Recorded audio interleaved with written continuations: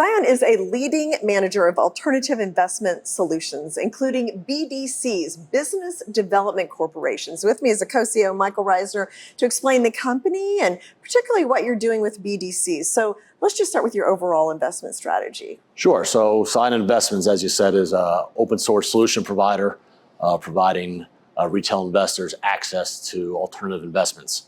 One of those investments is our middle market business development company, CION Investment Corporation, which is about a $2 billion in assets BDC. Now, BDCs are kind of a hot area lately, it feels like. Explain what they are. Who are they good investments for? Sure. So, in the last 12 to 18 months, you've heard this craze about private credit. Yeah. BDCs have actually been around since about 1980. Our BDC has been around 12 years. And what essentially we do is we pool money together from retail investors and we make senior secured loans to companies in the middle market, which have an average EBITDA or earnings of about $35 million, which obviously that is a resilient area of the economy. Being senior secured provides real safety. So retail investors looking for current income, BDCs are a great vehicle. We think ours in particular is of great value to investors. So they're an income providing investment. Correct. A steady income. Correct. Yeah. So would this be something like that, I don't know, somebody older might be invested in or a part of a younger person's portfolio? So listen, I think it depends, and we don't necessarily take deep credit risk by going down the capital stack. Okay. We think it's a pretty compelling investment. Obviously, a lot of seniors, boomers, they look for that mailbox money, that steady income. Our BDC in particular trades at what we believe is an unwarranted discount. So it does give an opportunity for some potential capital appreciation. But BDCs in general are primarily an income vehicle. Now, you recently raised your quarterly dividend. Correct. So explain the strategy behind that. That's typically a sign of strength and confidence in the company. That's exactly right. It's I believe it's our fourth base dividend increase since we first listed back in October of 2021. Given the confidence we have in our portfolio, its strength, we believed the potential earning power it has going forward warranted a base dividend increase. That's also been coupled with a couple supplemental dividends that we've announced through the years as well. Where do you see attractive places to put money these days? So listen, we talked about private credit being a hot area. There's certainly a lot of money going into that space. A lot of the bigger asset managers that have BDCs, those BDCs are going up market. They're looking to take market share from the banks and go after the broadly syndicated loan market.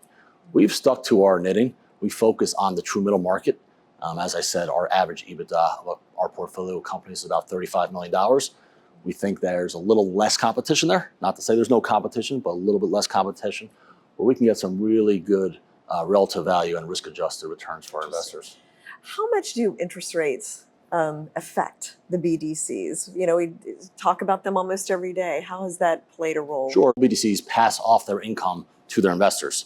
So to the extent the base rates have gone up, we're collecting more income from our borrowers. We obviously have to distribute that out to the shareholders.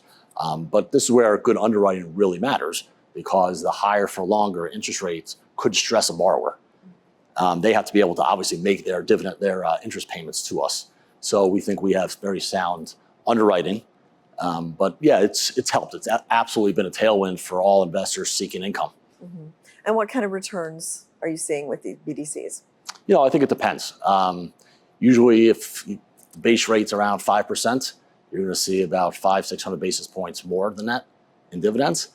Given where our share price is, I think our base dividend current yield is about 13%. Mm-hmm. But it depends. Yeah, and certainly above the inflation rate. Absolutely. So that's what a lot of people are looking for. Correct. How do you see the lending opportunities in the middle market? Yeah, so I think everything you're hearing now about banks curbing back their lending based on regulations, that's one of the reasons private credit is so hot, because a lot of the lending is shifting to the private markets. So BDCs, other private credit vehicles are filling a void where a lot of the banks used to provide that solution.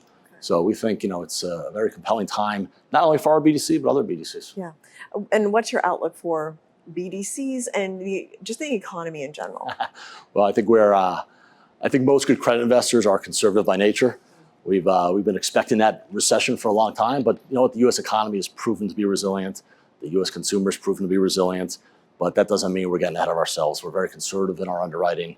We try to find good companies that have a reason to exist with good management. And that's one of the reasons we invest at the top of the capital stack, because should the company run into some problems, as long as you're not subordinated, as long as you're not equity or subordinated debt, you can usually restructure and come out on top. What about the election? Does that have any impact in BDCs? Or? I don't think so. I mean, it might have an impact to the retail investor. Maybe they don't want to invest. Maybe they want to sit on the sidelines a little bit more. But I think fundamentally our companies are strong, and I think it's a lot more noise than anything else. Okay, Michael, thank you so much. Thank you so much for having me. Thank you. Appreciate it.